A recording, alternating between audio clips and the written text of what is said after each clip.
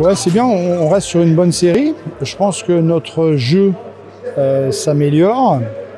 On est un petit peu plus stable, au moins on l'a été défensivement sur ce match-là, face à une équipe qui a vraiment beaucoup de qualité et beaucoup d'impact physique.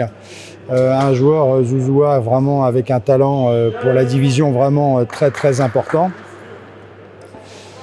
Et puis, juste un petit truc, je trouve un peu dommage de finir comme ça, quoi, avec des fautes. J'ai même pas vu, moi, enfin, j'ai pas vu l'action, je la regarde en vidéo, voilà, des énervements qui n'ont pas lieu d'être sur un match comme celui-ci. Donc voilà, je suis resté un petit peu là-dessus, mais forcément très content hein, de l'enchaînement des matchs. On va à la Tours, un peu libéré aussi de cette pression. Tours qui ce soir a été lourdement battu.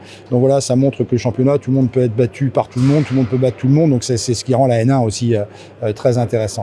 Dax restait quand même sur une victoire, sur une lourde victoire, on va dire, contre les Sables. Donc ils ont emmagasiné aussi un petit peu de confiance. C'est une équipe voilà, qui a beaucoup de joueurs expérimentés, hein, je veux dire à la main d'Arigon, d'Almeida. Donc moi je suis content d'être sorti un petit peu de ce piège. Et puis quand on gagne des matchs aussi, on en a gagné 2. Des fois, on n'a peut-être pas la tête, voilà, on papillonne un petit peu. Ça a été le cas un peu à l'entraînement au retour de Rueil, au retour de Vanves, pardon.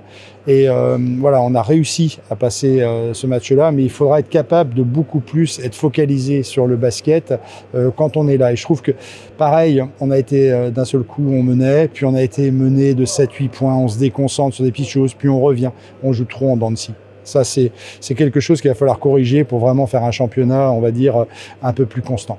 Ouais, le confinement nous a permis aussi de travailler et on dit oui, ça nous a fait du bien, mais quand on reste en confinement sur des défaites, c'est dur aussi parce qu'on ne sait pas si on va gagner.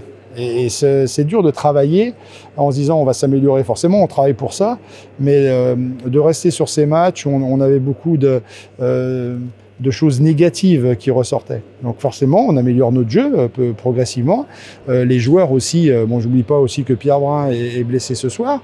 Donc l'apport de Karl aussi a été vraiment intéressant. On a un groupe. Samuel Aloueke avait joué 0 minutes donc à Vanves. Ce soir, il fait une bonne rencontre. J'ai dit aux joueurs, il faut rester aussi disponible pour le groupe.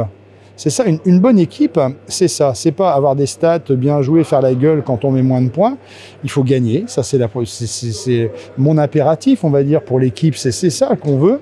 Et puis après, derrière, on apporte sa petite pierre. Si un soir, c'est moins, c'est pas grave. C'est pour l'équipe qu'on fait ça.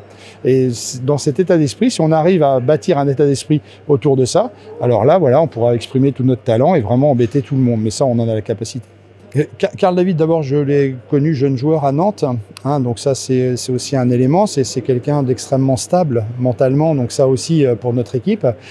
C'est quelqu'un qui fait toujours, on va dire un peu, pas le sale travail, mais dans une équipe, il nous manquait, je pense, ce genre de joueur. Il peut mettre de la rudesse aussi dans le secteur intérieur.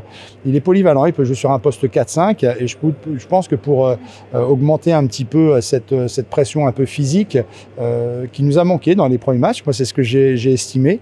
Et puis après le recrutement, c'est une question d'opportunité. Voilà, il était disponible et il était sur Nantes aussi. Donc voilà, une belle occasion et puis qu'on a pu concrétiser avec les dirigeants. Donc voilà, c'est quelqu'un qui joue, c'est un joueur d'équipe.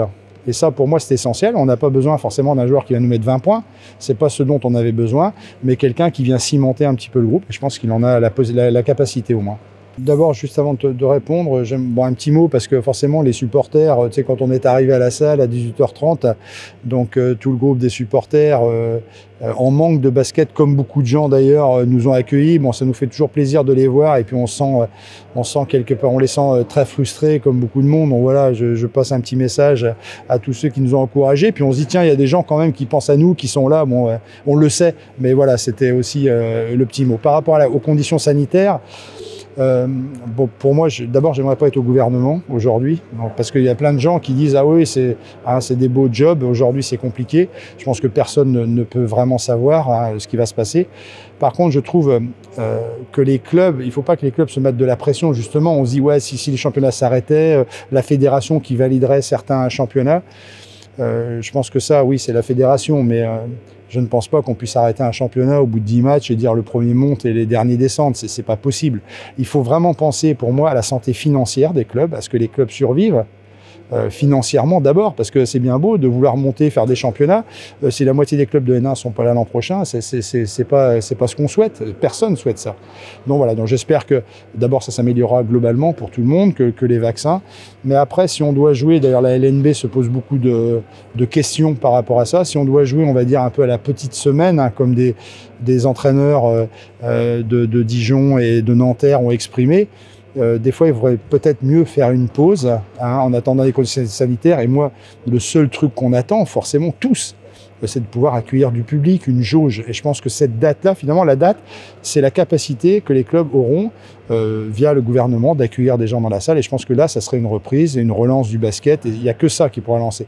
Si on fait un mois, on s'arrête, on repart, pour les joueurs, ça va être extrêmement compliqué. Donc, on attend aussi des positionnements, mais ça, bon, c'est le gouvernement qui va donner le tempo.